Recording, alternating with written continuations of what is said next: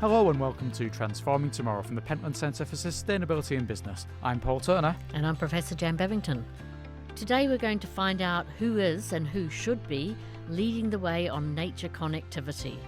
What do corporations need to do to facilitate nature corridors? And does it all start with the green spaces closer to home? How green is your garden, Jan? The back garden is sort of a bit of a green expanse, and I've been talking to my neighbour because I grow vegetables, she grows flowers, so we do a bit of swapsies around, but we also try to put things at the boundary between our two places that kind of helped her flowers and helped my vegetables, if you know what I mean. So yeah, it's quite a nice wee space. When you describe it as a green expanse, I've now got you in mind as one of those problem neighbours who it's green because you've just let it grow every day since you moved in and haven't done any tending to it. No, I do a bit of tending, but I like growing. I don't tend the lawn too hard because we've got wildflowers growing through it. So, well, we hope we do. I planted little things this year, and hopefully it will come through next year. So just sort of have it green, but it maybe is a little bit tatty. Green and a little bit tatty. I'd imagine a little bit tatty is probably better in keeping with what it should be, not too manicured. Yeah. My space would be described similar both at the front and at the back of our house, yeah.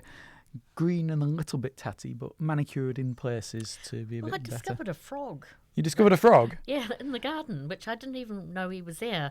And so I buried a couple of ceramic things with water in it, so if it got really hot, he could go and sit in those. You didn't bother to do a gender check on the frog when you noticed him. No. So that was a surprise to me to find that there was a critter living in there that I have no idea how he's got there. But well, he's got there somehow. Yes, do you get hedgehogs? Yes, and I have a wee hedgehog house in case one comes by and wants to sleep there for the winter. Do you have a way for hedgehogs to get into your garden? This is going very intensive discussion, yes, isn't it? Indeed. Do you have a way for hedgehogs to get into your garden, Ms. Bevington?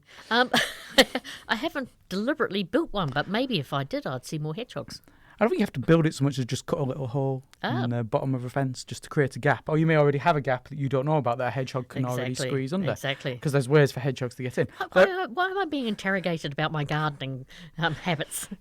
I'm interrogating you about this because this, at a very individual, local level, might be considered ways of having a nature corridor or a wildlife corridor. For letting creatures get into your garden, find somewhere to shelter. I'm glad to hear that you're not just letting them get in, trapping them and then eating them for your supper. You are thinking of ways to help them shelter, etc. And in urban areas, it can be a bit difficult. You'll see hedgehogs get run over on roads. You'll see frogs and toads get run over on roads. We get lots of frogs and toads in our garden. Yeah, where we've got a meadow out the back, so that's nice. So it's so nice and porous then for things to travel between the two places. I like that. Yes, so having the ability to let little animals come in and come through and move and not just be met by a giant wall of urban expanse and no way through it. But it's not just something for people in houses that they would want to consider. It's something that businesses need to consider. That's brilliant. So how do we find out more about this? I've no idea. What should we do? We should talk to our guest, Paul. We should. We're going to bring back our guest, who was the first ever guest on Transforming Tomorrow. He was a guest on Series 1, Episode 3, after me and you had got through our arguing episodes where we did lots of just discussion among ourselves. And he spoke to us then about business and biodiversity, which is where wildlife corridors, nature corridors, when it comes to business, comes in. And it is Duncan Pollard who is, and I don't know if he was this when we last had him on. He was. He was. Had you only just appointed him? Yeah, I think so. It was quite early days, wasn't it? Yes, an Honorary Professorial Fellow in the Pentland Centre. He's got years of experience working in the corporate and NGO sectors, principally on land use, food and agriculture. And most importantly, he was, though, the first ever guest that we had. So that was it. So really pleased to see you back, Duncan. Welcome. Well, it's nice to be here. I had no idea I was the first. It's back in the annals of time, yeah. Yes. Me and Jan have aged considerably over those 2 years. Just as young as before. Come on. Any aging we have done, I feel, is almost definitely related to the fact we have been doing this podcast. That's by the by. But thank you for coming back, Duncan. Oh, it's a delight to be here. Yeah. So, we are going to talk about wildlife corridors and nature and everything. So, I'd like to speak first of all, though, of how you might be defining nature and wildlife corridors and getting a picture overall of what they mean, because they're not just little holes in the fence for a hedgehog to come through.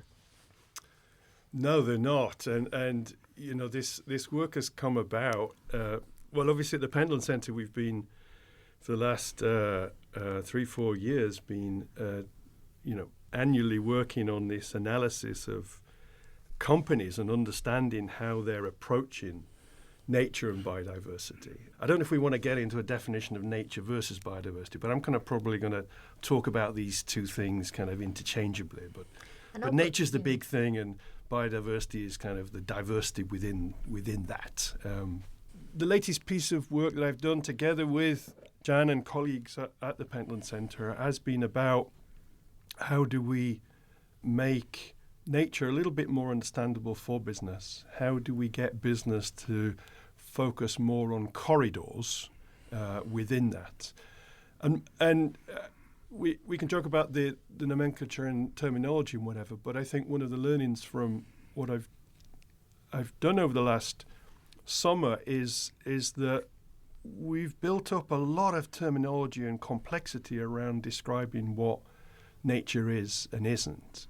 And I think business has also had, in its desire for a reductionist approach to approaching topics, has also characterized nature in a very, very simple way. And I'm reminded of the Gary Larson cartoon, if I may just lower the tone of this. We don't get much lower than where we're already at. No, I'm sure your listener will remember this cartoon, but it's the sheriff stood outside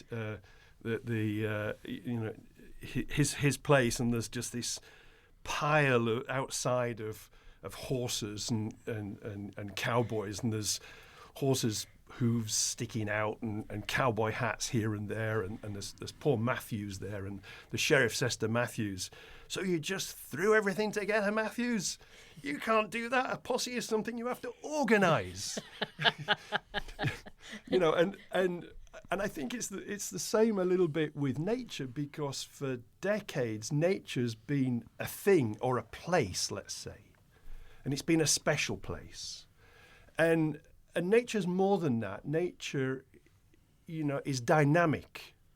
And as soon as you bring in the idea of dynamism, you've got movement. So, yes, you make hedgehog holes to allow corridors. How did your frog get there? Well, it moved.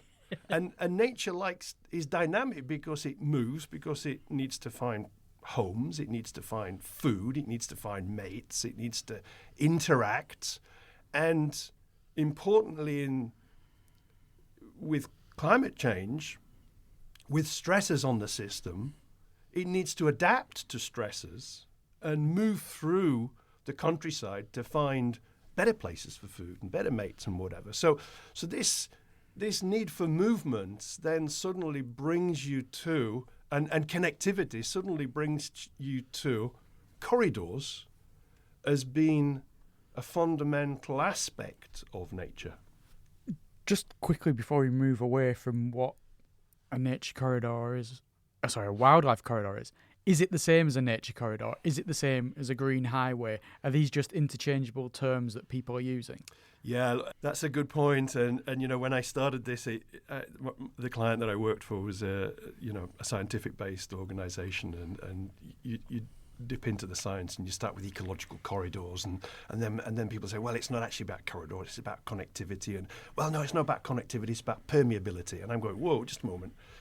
How do we, if we're going to make this meaningful and capture the attention of boards of directors, we need to put this into simple language.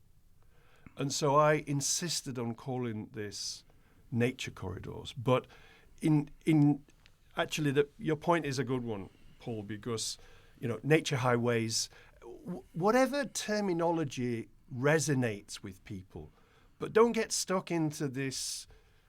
I don't. can I be critical of academia and say this academic? I think well, Paul it's will ecological corridors and permeability. No. I'm sorry. Let's keep it simple. It is that, Paul. Yes. Yeah. And again, just another point on this: are we specifically going to be talking today about artificial ones that businesses are creating, or are we talking about natural ones as well? Whatever. Because they've existed. Whatever helps. Whatever helps species move. Mm-hmm. And that's the point. And to preempt your next question, I'm sure a bunch of people have come up with a definition of corridors, but in essence, there's no right and wrong on this. There's no great way to define them. Quite frankly, they are as broad or narrow as it is needed to allow species to move. Mm-hmm. And if you're a bird, then actually, stepping stones might be enough. A mature tree in the environment and one that's flyable to is and then another one which can connect that bird from one patch of habitat to another is in that case a corridor. And clearly, plants and animals that rely upon wind for dispersion, what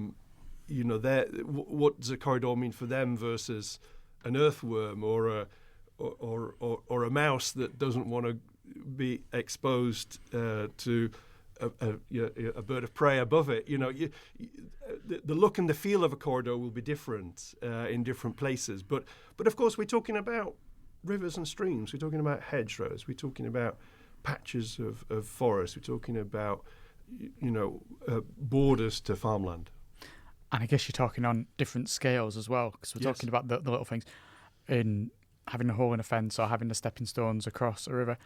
You've got the great migrations that take place in nature across continents sometimes, and there's corridors there that creatures are migrating on that are hundreds, thousands of miles, and so that's a huge corridor as opposed to the small ones you can get locally.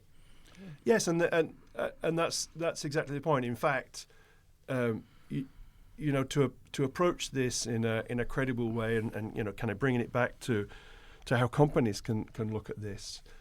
Of course, if you're a forest company and you've got your own forest area that you're looking at, of course you can create corridors within that, but it's actually the connection within the landscape that's important. Mm-hmm. And if you're if you're Network Rail, for example, in this country, and you've got a rail track or a network of rail tracks, 32,000 kilometres, I think, of rail across the UK, they've got a track that's going, or tracks that are going all over the country, cutting across different landscapes and connecting those landscapes as well in some way.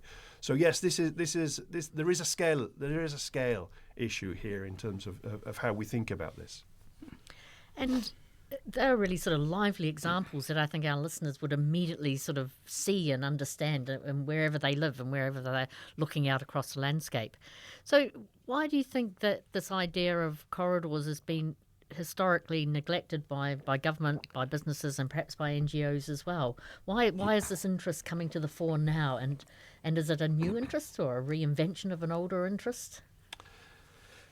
I don't think we can claim that connectivity and corridors is something new, but I think that whether it's governments or NGOs, they have concentrated in terms of addressing nature and biodiversity loss by focusing upon the creation of protected areas, and that's been something that's been pushed at scale for more than 3 decades.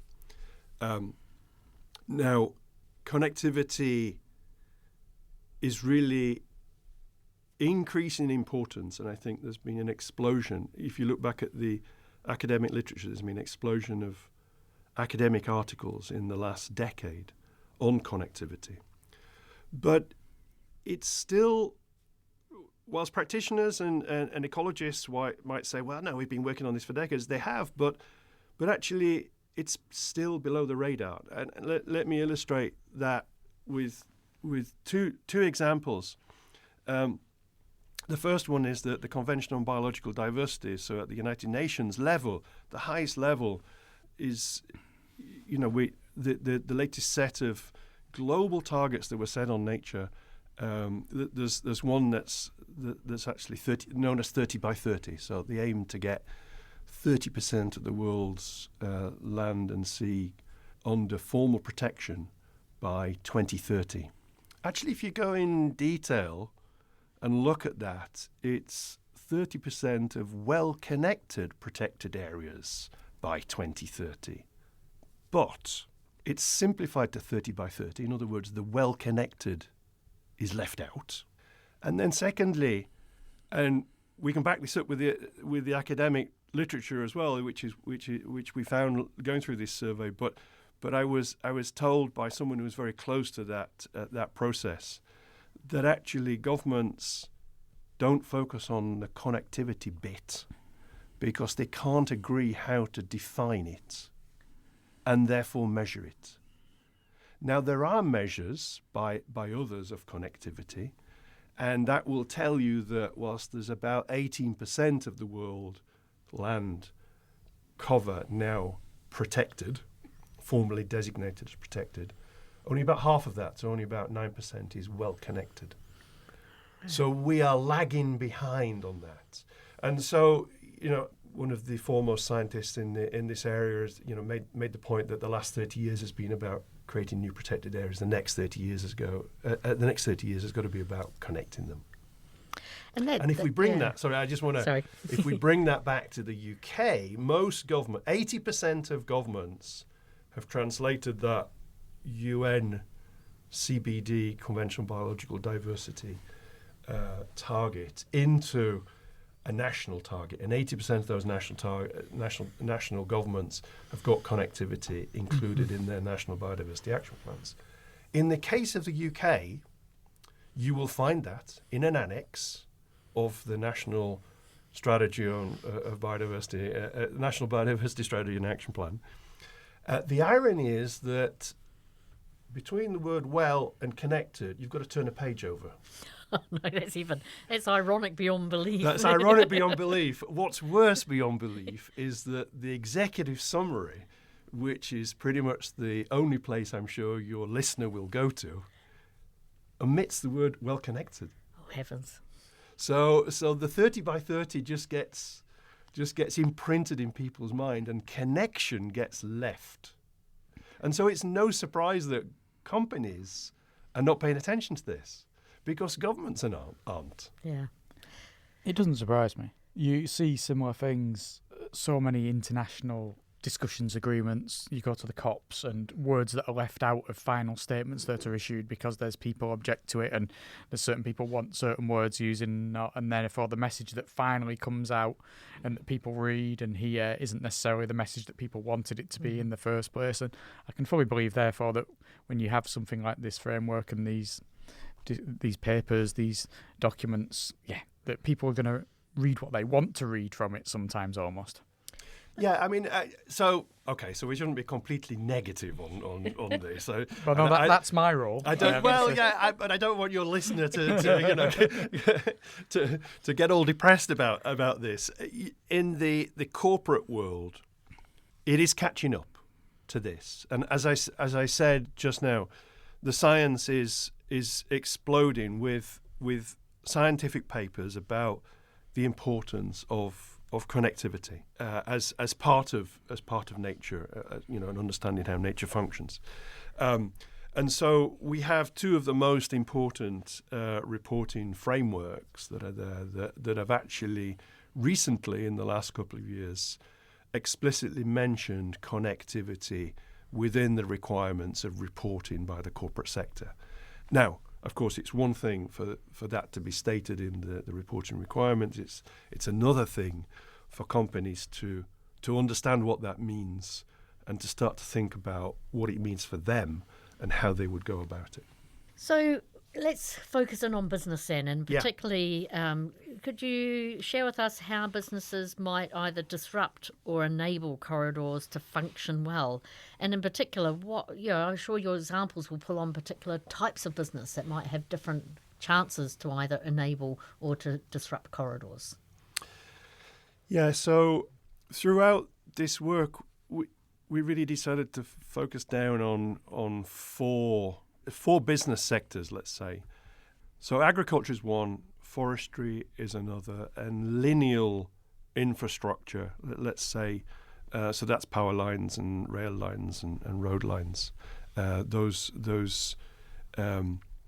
lineal infrastructure which cuts across landscapes, and then kind of underpinning all of this is, let's say, the asset owners. So, and I won't say asset managers, but I will say asset owners. So the long-term owners who in essence are owning pretty much, they're universal owners. They're owning pretty much shares in all types of businesses across the economy, and they see, as do central banks, and possibly stimulated by central banks, they see biodiversity and nature as a systemic risk.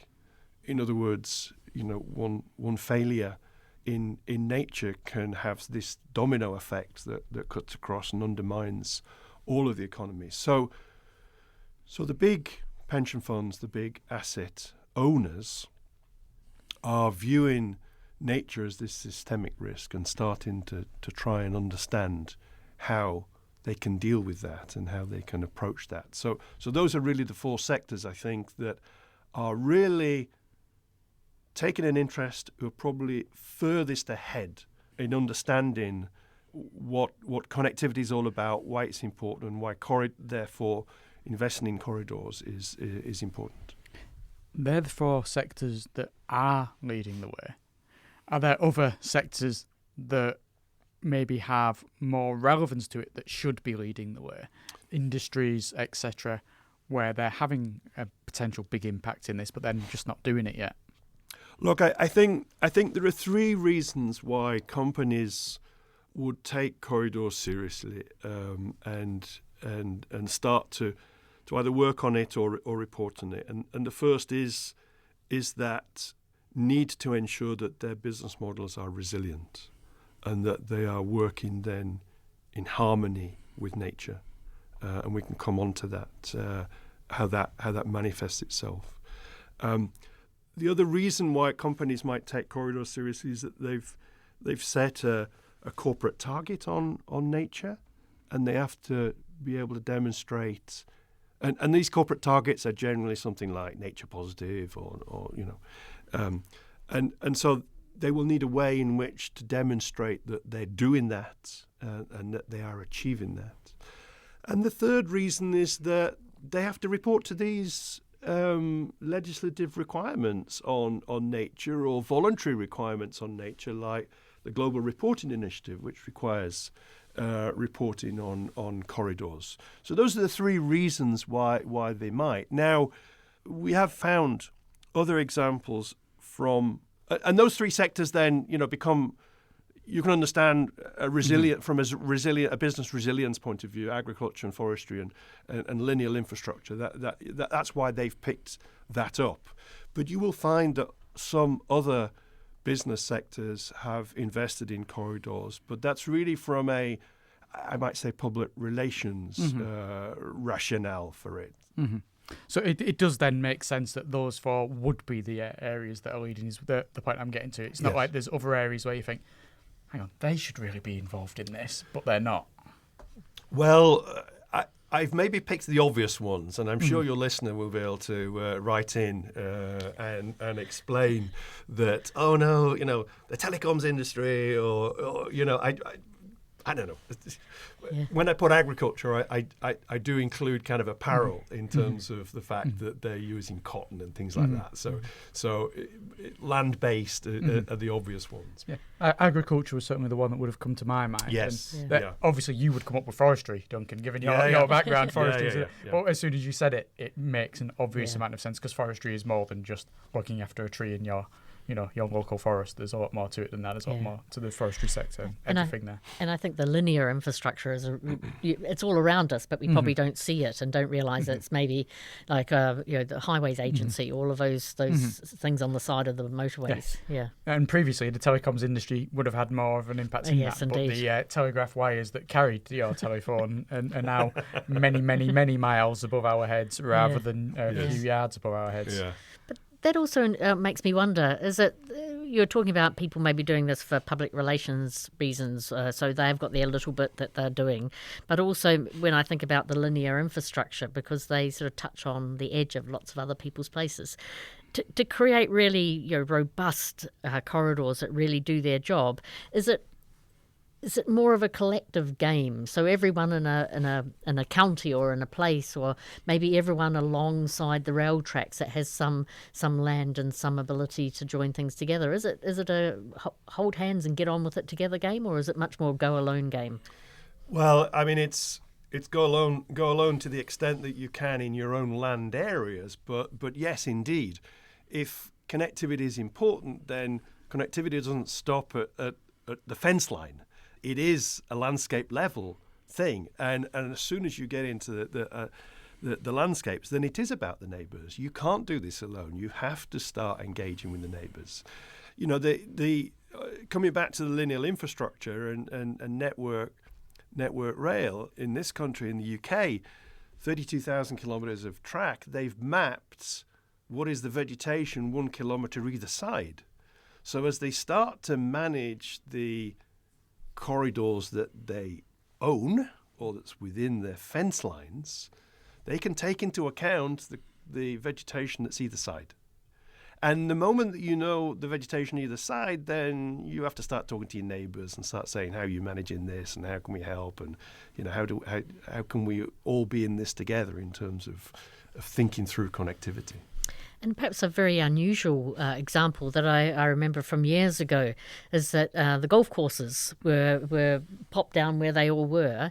Then I know that some of them then looked for where were the sites of special scientific interest, maybe a bit close to them or maybe joined up, and could they use the golf course as a conduit for wildlife as well. Yeah. So, I mean, that's kind of, I don't know about you, Paul, but that's kind of like an unusual suspect in a way, but they've got big patches of ground that they can make either more or less open to biodiversity, but then also can join up in greater or lesser ways. I did used to be a golfer, not professionally. I need to stress, and it sounds like some kind of confession, doesn't it, when you're going to say it like that? No, but I played on a links course on Wally Island, where I'm from, and there's a lot of nature just embedded in links courses. It's the fact is they're right up against the sea, and some parts of it, you'd look at it and think that's just taken away the potential for nature there because you've got the well-mown fairways and the greens. But beyond that, you've got the rough, which is just allowed to grow wild on a links course, which is different to some of the parkland courses and the courses you might see in places like America. Although we don't get alligators, which you do get a lot of in Florida. But you can see all the nature there. You've got birds, you've got butterflies, depending upon the time of year. You get foxes occasionally going across the courses. You get badgers. You get signs of nature all around you there. So in my mind, golf makes sense as nature, depending upon where it is and the type of course that you've got there. I'd imagine that certain places, like you see a lot more golf tournaments now internationally played in the Middle East, and the only green area for miles around is where they're pumping lots and lots of water onto the golf course. Whether that can serve as a nature corridor, given that everything around it is just barren, sandy, or you've got the ocean, I don't know. But yeah, I suspect it's totally different. I suspect the nature that likes the sandy bit probably isn't so interested in the green bit. I was going to say, I'm sure when if you go into deserts and someone shows you, first few times I went, and they are barren to the first glance, but as soon as you know where to look, there's an awful lot of nature there. Yeah. But not necessarily the creatures who are used to bathing in a little pond or going on the greens. Yes. Maybe they're like the bunkers. Maybe all the creatures that live in the desert like the bunkers on the golf courses. And they eat golf balls. But that's I'm getting off track, aren't I? Well, can I take us back on? I'll take us back on track. Good on you. Just a question I'm wondering about. We're talking about the need for collaboration. So are there funds set up to sort of help with this kind of work then, to help companies who maybe have no idea of what they're meant to be doing figure out what they should be doing and to make progress, albeit maybe the initial steps, but to assist them in that. Yeah, I mean, this is one of the fascinating parts about this in terms of how do you build these kind of landscape level connectivities. And as soon as you do that, there's a whole set of different stakeholders, a whole set of different neighbours needed to be involved, and inevitably doing things at a large scale, you are starting to get into delivering upon government policy, and governments have an interest, and so governments can come in and fund part of this. Actually, the exciting things on corridors is where companies are doing it outside their fence lines, outside their own land holdings. And the best examples actually come from forest companies in South America, in Brazil and Chile, where a company like Suzano in Brazil has got huge corporate targets now for establishment of corridors and connectivity across landscapes within which it is embedded. CNPC in Chile are doing the same. And you start to look at why is that and why has that happened? And of course there's history involved in this. And there's two aspects to history. The first is that these are companies that have and forests that have been established on land quite recently in recent history, and it's come with land conflicts associated with it. The second kind of historical thing is that these are places where the climate used to be quite good, and climate is changing now, and fires are becoming more prevalent, and so you kind of put these things together, and these are companies that have got well organized systems for fire control within their land holdings, and these are companies that own hundreds of thousands of hectares of land. So, they've got pretty sophisticated ways of controlling fire. But now the fires, of course, are starting outside. They're starting in landscapes way away. And why are they starting? Well, there's still conflict. They don't like to talk about this. You will never find this written in their annual reports as to why they're doing this. They've got a nice story that they're doing corridors from the point of view of biodiversity and whatever, but actually there's land management issues and there's climate change issues. Fires are more prevalent. They're happening more and more. So how do you deal with this? Well, fire breaks and lineal infrastructure through the landscape can be very good ways of breaking up fires and well-established techniques. So riverine systems, how can we build those up and restore natural fire breaks across the landscape? How do we start to do that? Well, we've got to start working with our neighbours. And, that suddenly starts to build, lower the tensions on the conflicts that were there and whatever. And, this is a pretty big scale, isn't it? Can we do this by ourselves? Well, no, but there are people that are we're creating these permanent structures which will save carbon and store carbon. Oh, just a minute, there's a value we're creating here. Is there anyone interested in funding carbon? Well, yes. So I'm coming to your funding thing slowly. There's different ways of funding things. So you might be funding things and getting government grants because you're delivering on government policy, but you're also creating a value which is a carbon value, which people are willing to put money into. And indeed, Suzano in Brazil has created a very big fund called Biomass, which has raised money from a lot of companies as one way in which they are funding this massive commitment to connectivity across the Atlantic forest and across the Amazon in the landscapes, in the areas where they themselves have forests. And dear listeners, we'll make sure that those examples are in the show notes because they're in the public domain, so you'll be able to read them and learn from them for yourselves. So can I just do something slightly geeky? Because by all means, yeah. surprised? I'm just going to let you go with it. Has it got anything to do with accounting? No, not this one. All right, okay. Well, it's geeky, but non-accounting. Yeah. By all means. Has it got anything to do with either DC Comics or anything like that? That kind of geeky? No, different kind of geeky. Never mind. So you talk in your work about two sorts of resilience, and we all love resilience. We know it's there, we know we need it. I wonder if you could distinguish between absorptive resilience and anticipatory resilience, because it seems to me that that's really important in this context. Yes, especially when it comes to nature.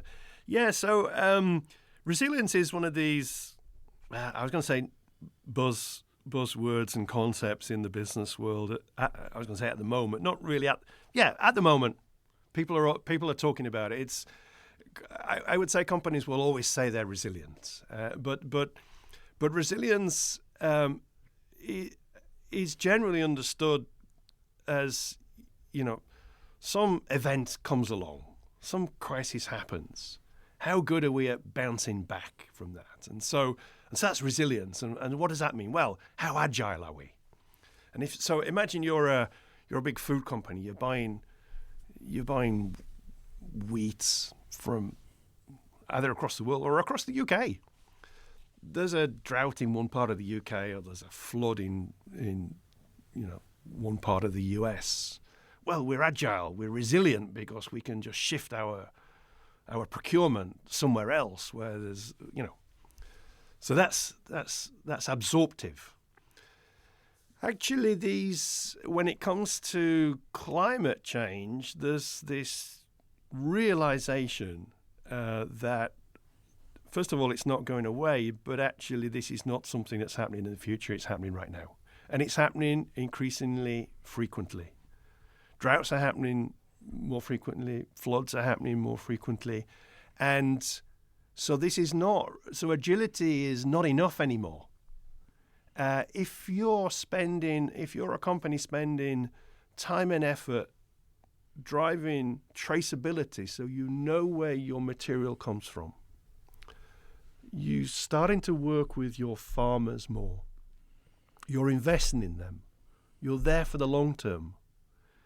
It's no good if that farmer gets wiped out by the next drought that comes along. You have to stay with them, and but you've got a supplier who's not supplying you. So anticipatory resilience is where you're building in the capability to be not affected by these shocks in the first place.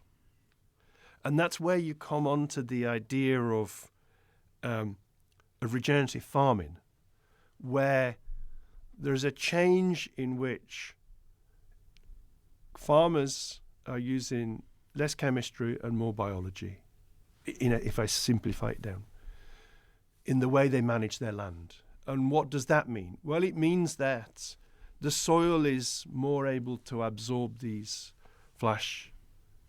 heavy downpours. They're more able to save and store moisture in the soil through droughts. They're less likely to be impacted by these extreme events. And so that's what I mean by the anticipatory resilience. And so that's really where we should be focusing more effort. And it's where, if you wish to work with nature, that's where you can work with nature, because nature can help you build this anticipatory resilience. And that's where the corridors come in, because they can help in this buffering process. When you're talking about this anticipatory resilience, tucked away in my mind is the wee bell going, dependency. And because the nature dependency from a corporate perspective is starting to be a narrative that we're seeing, do these things link together? Yes, they do. And the research that we've been doing for the last few years, Jan, you'll know that companies are being asked to talk about risks and dependencies on nature, and we haven't found a single good example of a company reporting upon dependency.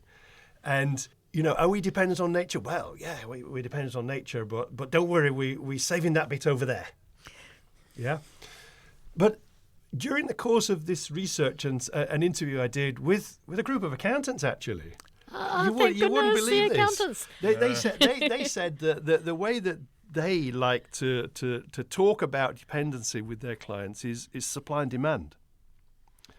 So and at least in the corporate their corporate clients, and so the best example of this is again coming back to regenerative agriculture.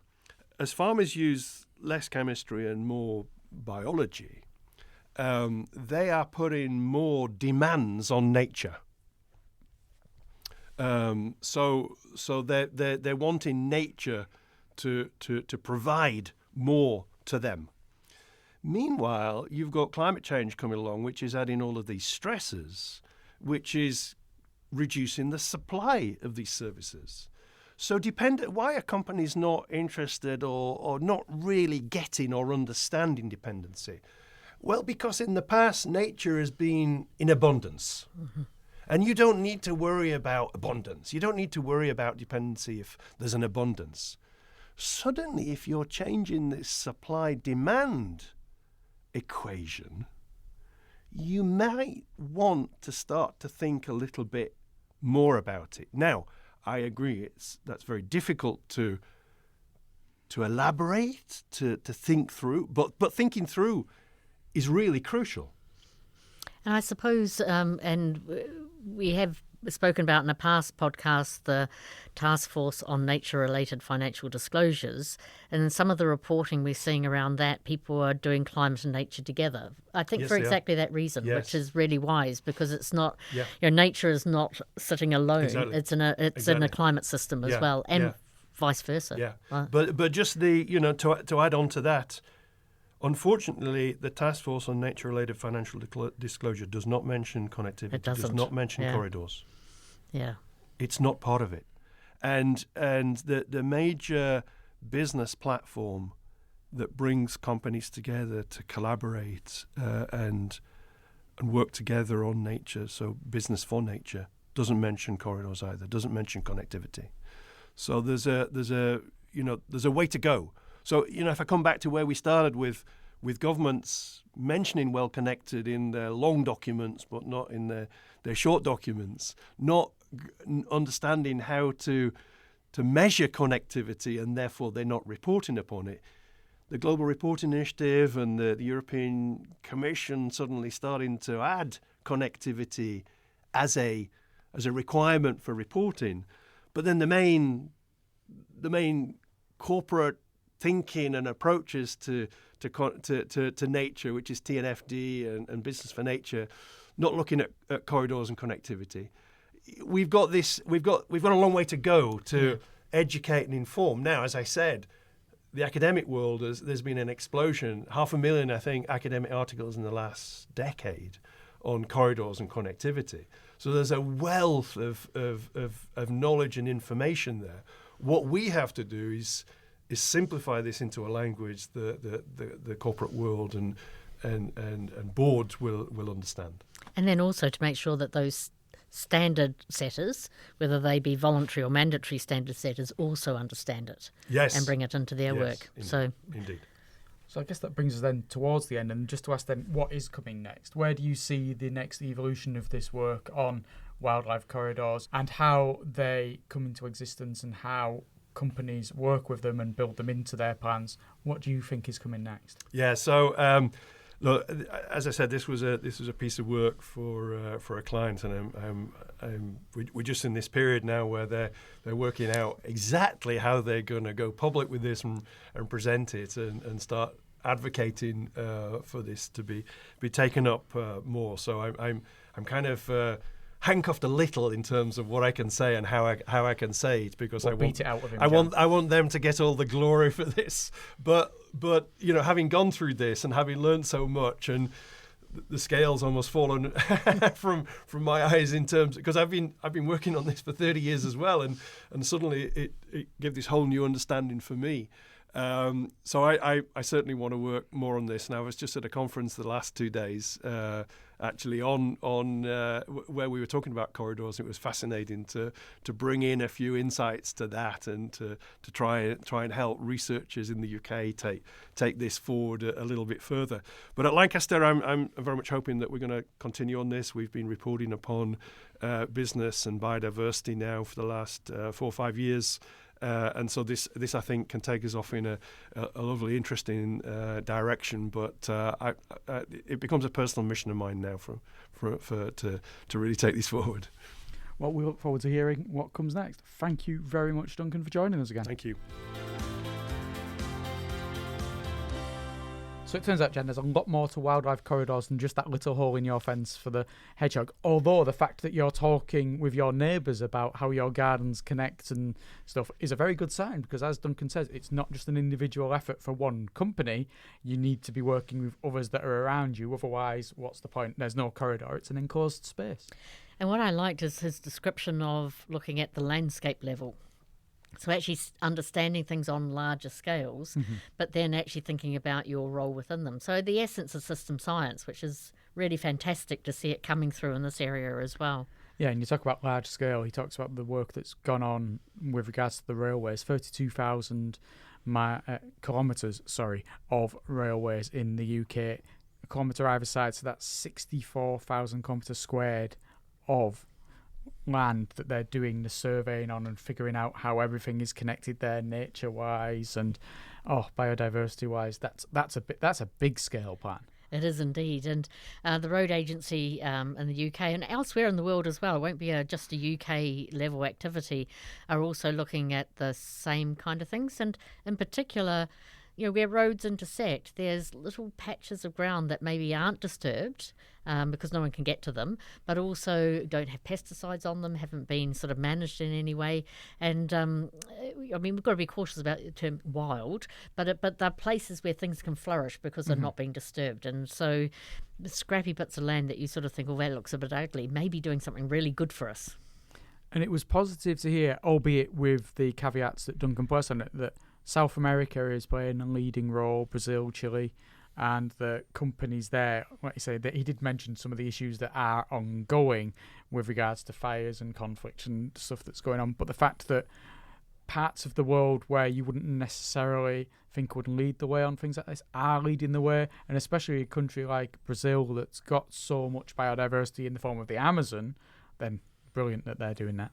Yeah, and just at the edge of it, and it will be a topic that I think we'll come on to in the future, dear listeners, and around like transition plans. So how do you sort of link to that idea of anticipatory resilience, that you have to have a plan about where you're going into and what you're going to do in this new regime, and that would include how you're going to think about nature. Are you going to try to be nature positive, which is a really tricky phrase to even know what that means, and there's lots of rows about it, as you can imagine.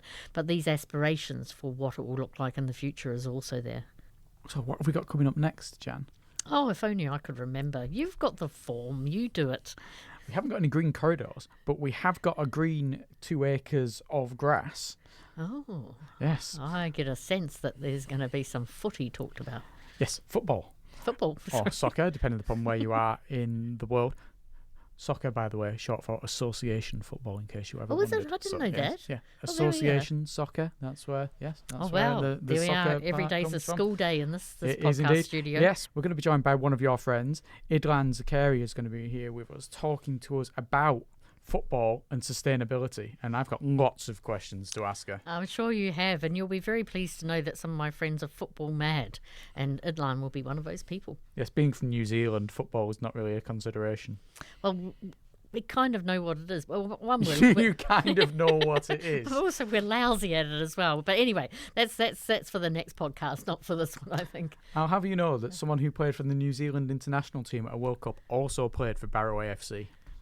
I think you now understand our national level. Yes, that was when Barrow AFC weren't even at the level they're at now. So yes, there's all that. I really do look forward to that conversation, although that makes it sound like I don't always look forward to other ones. But no, I am looking forward to that conversation. Until then, thank you very much for listening, and goodbye from me, Paul Turner. And it's goodbye from me, Jan Babington.